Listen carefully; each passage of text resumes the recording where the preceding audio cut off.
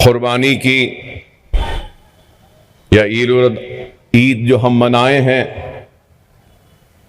इसका दर्ज, इसका पैगाम क्या है? इसका दर्स यही है कि इताअत, ईसार और कुर्बानी, हुक्म इलाही को मानना और अपने लख्ते जिगर के गले पर छुरी फेराना, अल्लाह का हुक्म बजा लाना। हम कुर्बानी तो देते हैं और ईद भी मनाते हैं। ईद के खुशियों के साथ साथ हमको इताअत इलाही और ईसार और कुर्बानी के जज्बे को अपनी रोजमर्रा की जिंदगी में शामिल करना जरूरी है। सिर्फ कुर्बानी अदा करना ही ईद मनाने के लिए काफी नहीं, बल्कि उस दर्स को समझना होगा, उस दर्स को अपने जिंदगी का हिस्सा बनाना होगा। और जब तक इताअत, ईसार और कुर्बानी का जज्बा और वो दर्स अगर हमारे सीने में जगह नहीं बनाएगा और हम इस पे अमल नहीं करेंगे, तो फिर हम जिंदगी में कभी कामयाब व कामरान नहीं होंगे। न ही हमको दुनिया मिलेगी, न ही हमको आखिरत मिलेगी। छोटे छोटे मसले मसाइल पर छोटी अना की तस्कीन के लिए, छोटी शान के लिए, छोटी शौकत के लिए, छोटे से नाम के लिए हम एक दूसरे के दुश्मन हो जाते हैं, एक दूसरे के खून के प्यासे हो जाते हैं। अरे अगर तुमने सही माने में अगर दर्स को पढ़ा है, समझा है और अपने जिंदगी का हिस्सा बनाया है, तो छोटी मोटी बातों पे तुम इसको नजरअंदाज करो और उस जज्बे को, जज्बे इब्राहिमी को पैदा करो कि वो जज्बा जो इब्राहिम अलैहिस्सलाम के पास था, जो अल्लाह की इताअत पर, अल्लाह के हुक्म पर अपने हाथ को बढ़ाता है, अपने लख्त जिगर के गले पर। अरे इस कैफियत को, ईमान की इस मंजिल को हमको समझना होगा, पहचानना होगा और अपने जिंदगियों का हिस्सा बनाना होगा। अगर कोई छोटा सा अगर हमारा हक ले लेता है, या छोटा सा अगर कोई छोटी सी तकलीफ देता है, तो हमारी अना बीच में आ जाती है, हमारी शान बीच में आ जाती है, हमारी शौकत बीच में आ जाती है, हमारी ताकत बीच में आ जाती है। अरे इस चीज को बीच में ना लाओ। अगर तुम्हारी इज्जत से अगर कोई खेल रहा है, अगर तुमको कोई तकलीफ दे रहा है, अगर कोई तुमको आजमा रहा है, तो ऐसे वक्त में हमको सब्र का दामन थामना होगा, सब्र के साथ अल्लाह पे छोड़ देना होगा कि हां अल्लाह देखेगा। और अगर तुम्हारा भाई है तो नजरअंदाज करो छोटी गलतियों को, नजरअंदाज करो छोटी मोटी चीजों को, नजरअंदाज करो उन बातों से जिनको तुमको तकलीफ होती है, और फिर यही कहो कि हम आगे बढ़ते हैं, हमने तुमको माफ किया। लेकिन आज हम देखते हैं कि छोटी छोटी बातों के लिए एक दूसरे का कत्ल हो रहा है, छोटे जमीन के टुकड़े के लिए हम दस्ते गिरेबान हो रहे हैं अपनों से। बाप के इंतकाल के बाद भाइयों में झगड़े हो रहे हैं मतरुका को लेकर या फिर जायदाद को लेकर, दो दोस्तों में झगड़ा हो रहा है तो कारोबार के नफा को अब तकसीम में झगड़ा हो रहा है, मुझे मेरा हिस्सा नहीं मिला। और छोटी छोटी बातें को लेकर आज हम एक दूसरे के खून के प्यासे हैं या फिर एक दूसरे के दस्ते गिरेबां हैं। अरे ये दर्स नहीं है कुर्बानी का, ये दर्स नहीं है इस ईद का, ये पैगाम नहीं है। अरे अपने खुशियों की कुर्बानी दो, अपने नफ्स की कुर्बानी दो, अपने ख्वाहिश की कुर्बानी दो, अपनी अनाह की कुर्बानी दो, अल्लाह की रजा के लिए अपनी औलाद और अपनी जान की कुर्बानी दे दो। यह असल माने में कुर्बानी है, यह असल माने में यह दर्स है, असल माने में अल्लाह की इताअत है, असल माने में यह ईसार और कुर्बानी का आज हम ईद मनाते हैं, जश्न मनाते हैं, तो यह असल होगा। आज दुनिया में मुसलमान सबसे पिछड़ा हुआ है, सबसे पीछे है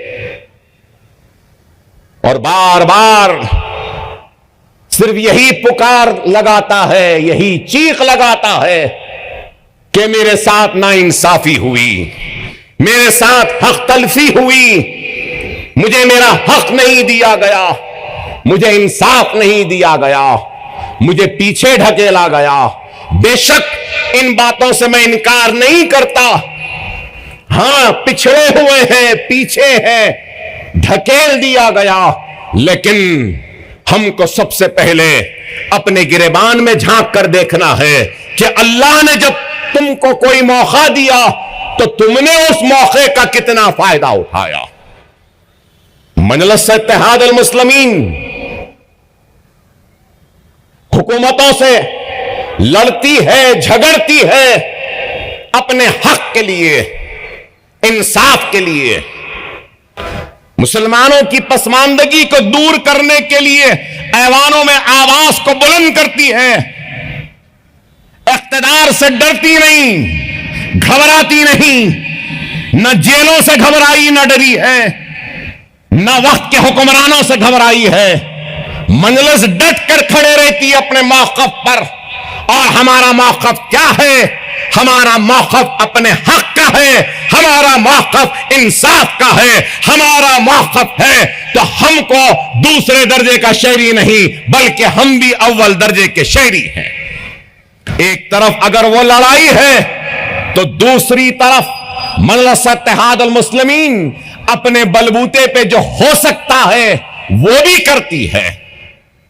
और दारुस्सलाम कि ये बुलंद इमारतें इस बात की गवाही दे रही है कि हमने वक्त के हुक्मरानों का इंतजार नहीं किया हमारे लिए इमारतें बनाने का, हमने वक्त के हुक्मरानों का इंतजार नहीं किया कि हमारी तालीमी पसमानदगी को दूर करें, हमने वक्त के हुक्मरानों का इंतजार नहीं किया कि सेहत के मैदान में हमको दवाखाने बनाए, हमने वक्त के हुक्मरानों का इंतजार नहीं किया कि दर्जगाहें वो स्कूल बनाए, बल्कि हमने जिद्दोजहद की ऐवान में हुकूमतों से मुकाबला किया, लड़ा और जब हमारे पास मौका आया तो हमने उस मौके से दारुस्सलाम को हासिल किया, यह इमारतों को बना दिया, तालीमी इदारों का जाल बिछा दिया, दर्जगाहों स्कूलों का जाल बिछा दिया।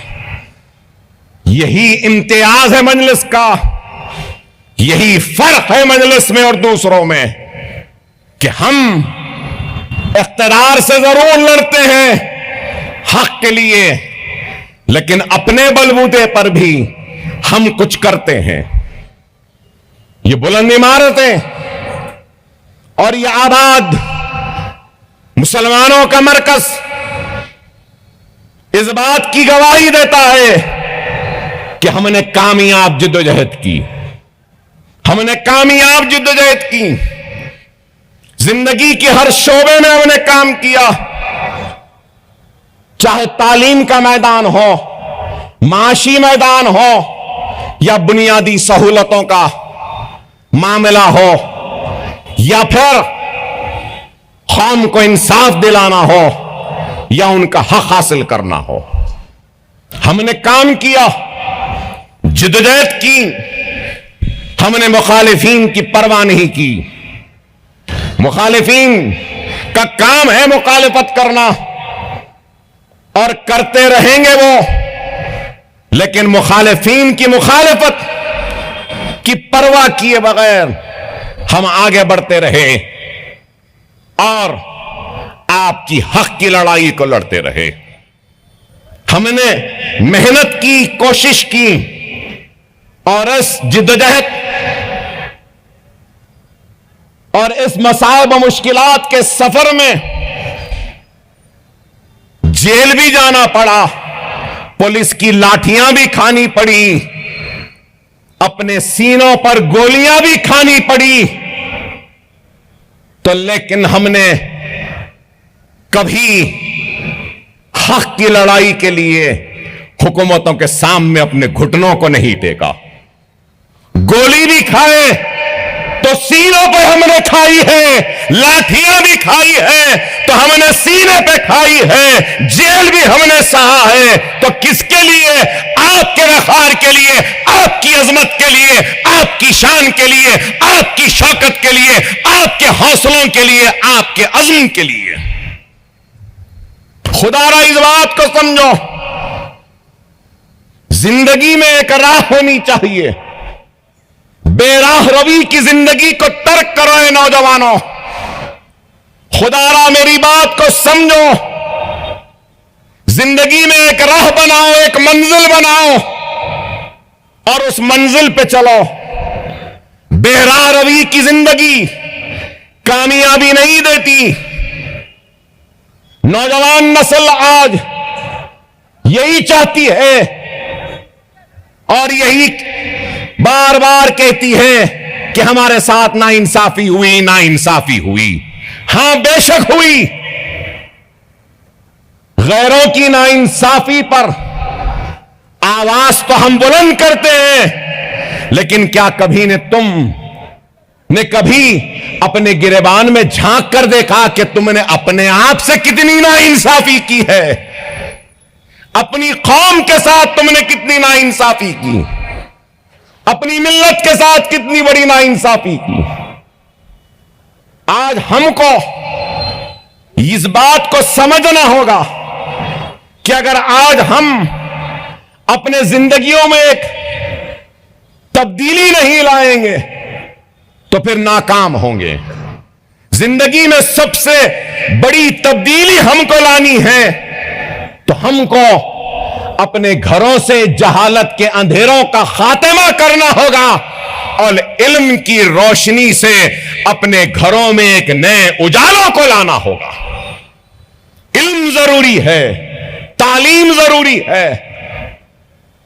इल्म और तालीम के जरिए जहालत का खात्मा होता है, नए उजाले आते हैं, नए मंजिलें मिलती हैं, नया राह मिलता है, नए रास्ते मिलते हैं। तालीम के मौके हैं, हमको इन मौकों से फायदा उठाना चाहिए और हमको एक मरकज सियासी पे आना चाहिए। अगर तुम बिखरे हुए रहोगे, मुंतशर रहोगे तो हालात का मुकाबला नहीं कर सकते। नौजवानों की सबसे बड़ी कमजोरी अगर कुछ है तो माफ करना मेरे नौजवानों, सारे नौजवानों की नहीं कह रहा हूं मैं, लेकिन एक अच्छी खासी तादाद है नौजवानों की, उनकी बात कर रहा हूं। उनका काम क्या है? रात को जागना, फजर के वक्त सोना, जोहर के बाद उठना। अरे वो हम जो फजर को नहीं उठ सकती, अला सुबह नहीं उठ सकती, वो हम दुनिया की दौड़ में सबसे आगे कैसे रहेगी? देर से उठने वाला ही है वो जो दुनिया में सारे दौड़ में पीछे है। फजर की नमाज हमारे ऊपर फर्ज है, लेकिन देखो तो सबसे कम तादाद अगर मसाजिद में दिखाई देती है तो फजर के वक्त। खुदारा मेरे नौजवानों, ये रात में जागना छोड़ो, रात में जागना छोड़ो, अलग सुबह उठ जाओ, रोजी रोटी की और इल्म की तलाश में निकल जाओ। अलग सुबह निकलोगे तो रोजी भी मिलेगी, रोटी भी मिलेगी, इल्म भी मिलेगा, कामयाबी भी मिलेगी और दुनिया की क़यादत भी तुमको मिल जाएगी और दुनिया तुम्हारे पीछे होगी और दुनिया के आगे तुम होगे। सिर्फ इस चीज पर अमल करो। आज तकलीफ होती है कि अगर सुबह उठ जाए तो कोई नहीं मिलता, अगर हल्के के दौरे पे 6:30 बजे निकल जाऊं तो कोई नहीं मिलता है, दारुस्सलाम में कभी 11 बजे आ जाऊं तो तादाद कम रहती है, 1 बजे आ जाऊं तो बड़ा मजमा दिखाई देता है। नहीं मेरे भाई, समझो इस बात को, याद रखो, ख़ौमों की तामीर ईंट के ढेर से या मिट्टी के तोलों से नहीं होती। ख़ौमों की तामीर अज़्म से होती है, हौसलों से होती है, हिम्मत से होती है। अज़्म व हौसला तुमको नमाज़ों से मिलेगा, इत्तेहाद से मिलेगा और मरकज़ सियासी से मिलेगा। इस बात को समझो, इस बात को समझो। खुदारा बेराह रवी की जिंदगी को तर्क करो।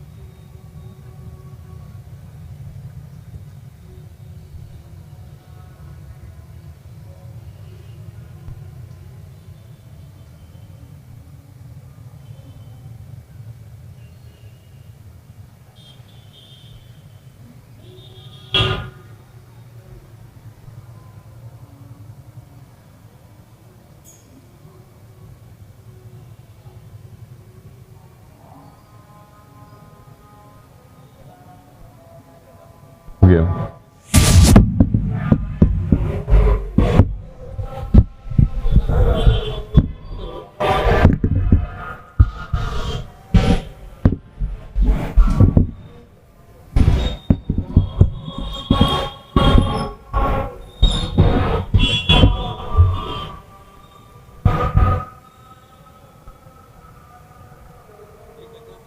एक अज़ान जी।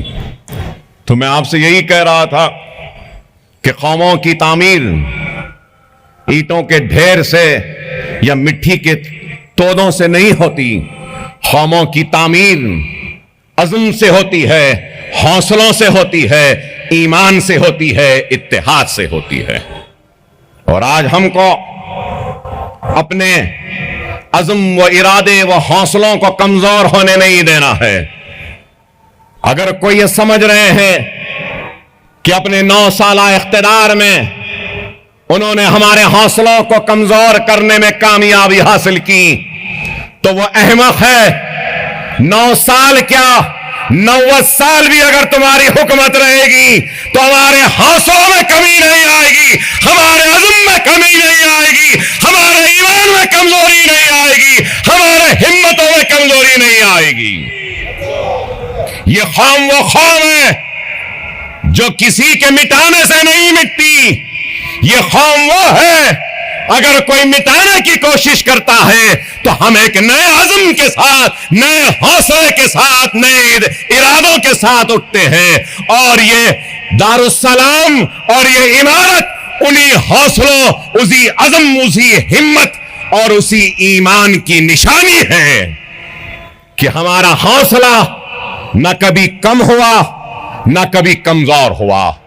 याद रखो, दुश्मन की कोशिश यही है कि अपने मंसूबों, अपनी साजिश और अपने जुल्म के जरिए हमारे अज़्म को कमजोर कर दे।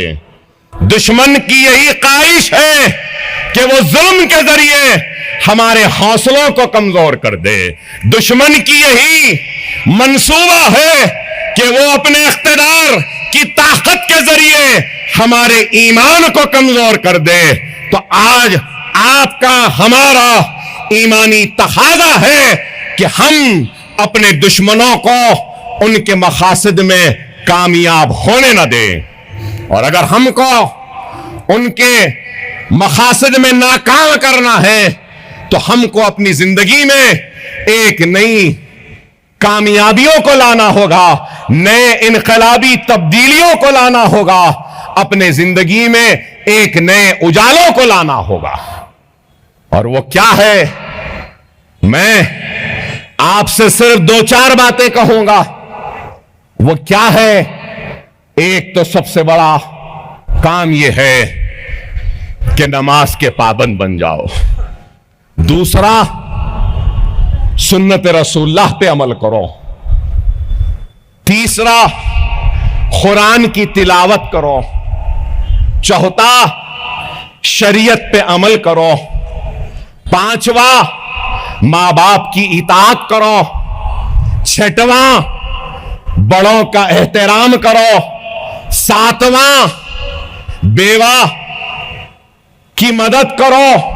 आठवां, यतीम के सर पर हाथ रख दो।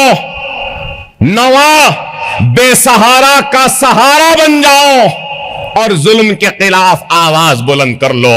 यही काफी है तुमको दुनिया हासिल करने के लिए। मैं कोई आपकी दौलत की कुर्बानी नहीं मांग रहा हूं, मैं आपकी जमीन की कुर्बानी नहीं मांग रहा हूं, मैं आपकी इज्जत की कुर्बानी नहीं मांग रहा हूं, मैं आपकी शान की कुर्बानी नहीं मांग रहा हूं। मैं यहां खड़े होकर अगर कुछ मांग रहा हूं तो सिर्फ यही मांग रहा हूं, ऐ बेनमाजी नमाजी बन जा, ऐ बेनमाजी नमाजी बन जा, ऐ कुरान से दूर रहने वाले कुरान को खरीद कर ले, ऐ मस्जिद से दूर रहने वाले मस्जिद के करीब पहुंच जा, यतीमों की परवाह नहीं करने वाले यतीम के सर पर हाथ रख दे, बेवाओं की मदद कर, मजलूमों की मदद कर, गरीबों का सहारा बन, बेसहारों का सहारा बन जा। क्या यह मुश्किल है? अरे मुश्किल काम तो वो होता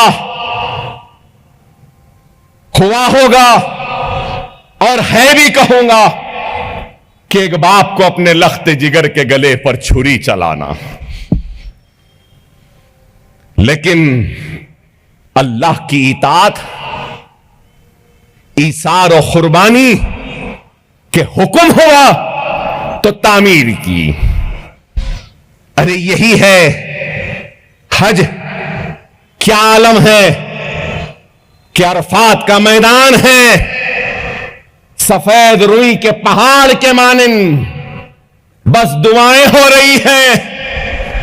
अरे देखो, अमीर और गरीब, रईस या गरीब, बादशाह या फिर रियाया, बड़ा छोटा, हर कोई बस एक जगह बराबर जमा है और अल्लाह के आगे हाथ फैलाए मांग रहा है। इत्तेहाद है, मरकज है। अरे समझो, उस दर्स को समझो, उस पैगाम को समझो। जब तक हमारी सफों में इत्तेहाद नहीं पैदा होगा, हम नाकाम होते रहेंगे। बेशक इसमें कोई दो राय नहीं, कोई शुबा नहीं कि अकबरुद्दीन ओवैसी ने सब कुछ किया या अकबरुद्दीन ओवैसी ने सब अच्छा किया या अकबरुद्दीन ओवैसी सबसे अच्छा है। बेशक नहीं है, मैं सबसे बुरा हूं। बहुत काम करना बाकी है, अभी बहुत कुछ करना बाकी है। मैं हरगिज़ ख़त्ते यह नहीं कहूंगा कि मैंने बहुत किया या बहुत कामयाब हूं। नहीं, मैं कामयाब उसी वक्त हूंगा जब मेरा काम, मेरे खिदमात को अल्लाह कबूल करेगा। अकबरुद्दीन ओवैसी ने कभी अपने खिदमत में अपने नफ्स को आने नहीं दिया, अपनी ख्वाहिश को आने नहीं दिया।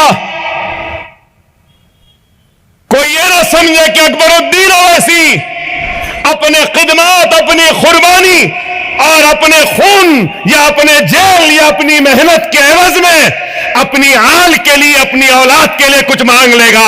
अल्लाह उसके रसूल की कसम, अकबरुद्दीन ओवैसी कभी भी अपनी आल औलाद के लिए अपने खिदमत का अजर नहीं मांगेगा, क्योंकि मेरा काम, मेरी खिदमत अल्लाह की रजा के लिए थी, अल्लाह की खुशनूदी के लिए थी, अल्लाह के हबीब मोहम्मद मुस्तफा सल्लल्लाहु अलैहि वसल्लम के लिए थी, उनकी उम्मत के लिए थी, अपनी औलाद के लिए नहीं थी। मेरा काम, मेरे खिदमत, मेरी आवाज, मेरी कुर्बानी अल्लाह के लिए है, अल्लाह की रजा के लिए है, अपनी औलाद के लिए नहीं, ना अपनी जात के लिए। अकबरुद्दीन ओवैसी गोशे गुमनामी में चला जाएगा।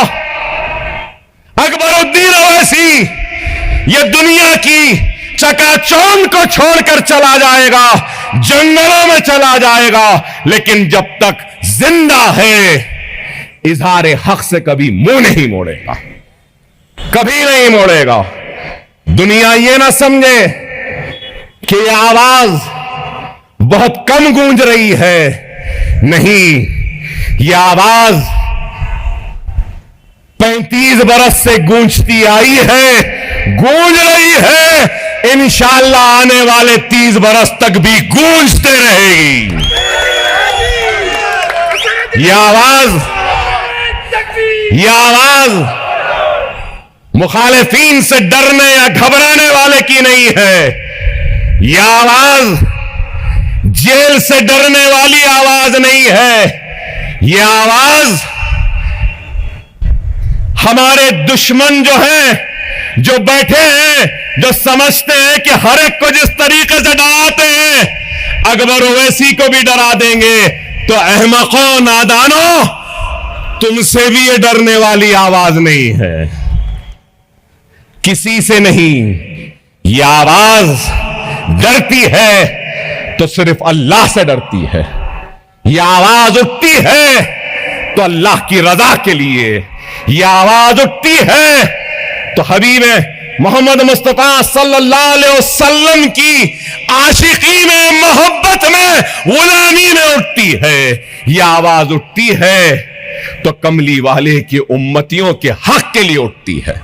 यह आवाज उठती है तो मजलिस इत्तेहादुल मुस्लिमीन के लिए उठती है। यह आवाज न कभी दबी थी, न कभी डरी थी, न आने वाले कल में डरेगी या किसी से घबराएगी। हमने दियानतदारी के साथ, किसी से भी पूछ लो, अकबरुद्दीन ओवैसी ने कभी भी अपनी जिम्मेदारियों से पीछे नहीं हटा। अकबर ओवैसी ने कभी बेईमानी नहीं की, धोखेबाजी नहीं की। अल्लाह का शुक्र है कि हराम भी नहीं कमाया। अल्लाह ने जो दिया वो बांटा है कौम को, दिया है कौम को। अल्लाह जितना देगा उतना कौम को देता रहूंगा। अपनी औलाद को कम, अपनी कौम को, अपनी जमात के लिए जिंदा था, जिंदा हूं और रहूंगा। अपनी जिंदगी को एक मकसद के तहत जियो। अकबर ओवैसी का मकसद इत्तेहाद, अकबरुद्दीन ओवैसी का मकसद तालीम, अकबर ओवैसी का मकसद आपका हक, अकबर ओवैसी का मकसद आपके लिए इंसाफ तलब करना। और मजलिस का मकसद भी यही है। मजलिस का क्या है? कमजोरों की आवाज बनो, माशी कमजोरी को दूर करो, तालीमी पसमानदगी को दूर करो, मरकज सियासी पे जमा कर दो, मुनज़्ज़म कर दो, मुत्तहिद कर दो। तो मैं आपसे फिर से यही कहते हुए आपसे रुखसत होता हूं कि वक्त और हालात की नजाकत को समझो। मैं ईद के मौके पर कोई सियासी तकरीर करना नहीं चाहता, मगर यही कहूंगा, हालात आपके सामने हैं, मजालिम आपके सामने हैं, जालिम आपके सामने हैं। और हालात जालिम का मुकाबला अगर करना है तो हमको अपने सफों में पहले से ज्यादा इत्तेहाद को पैदा करना होगा।